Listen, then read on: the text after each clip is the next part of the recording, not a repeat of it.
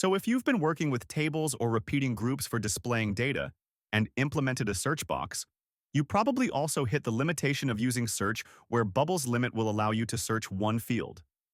Searching multiple fields could be challenging and would require some heavy workarounds and fuzzy search plugins that won't bring the results needed and will cause browser instability issues, like freezing when the records scale beyond a few hundred. This is now easily solved with the latest edition of our inline Searchbox Pro element. Like the drop-down edition, it effectively searches multiple fields, providing accurate results without slowing your user's browser. So let's get through the settings in the Bubble editor, and we'll review the different properties we can use in the plugin. So here we have the placeholder. You can either use a static or dynamic thing type. Here's where we set the data source. Searchbox Pro Inline works with Bubble data types natively, so you can use Bubble data types or API calls that were set up from the connector. My advice is to always load the results first to a state and use that state as the data source. The state would be, of course, from the same data type. We can now select which fields we want to search across. We have up to 5 fields to use. Here we set the max result count. That is, for a given search result, how many items will the search bring back?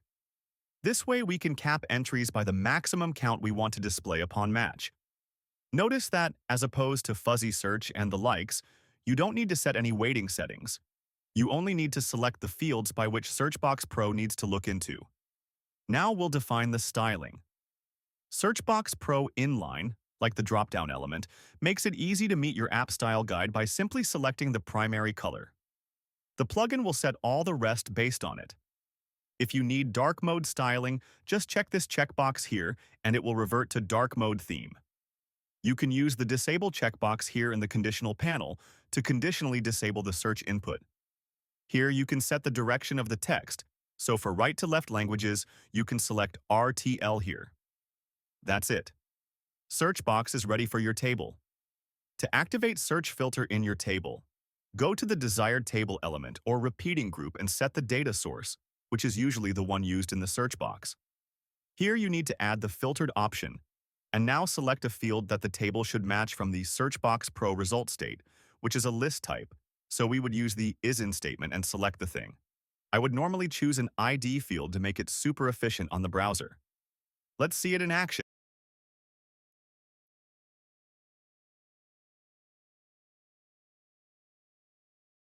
Great! Hope you enjoyed this tutorial and make sure you get the most of your Bubble app with this plugin. Make sure you check our other plugins at the link below.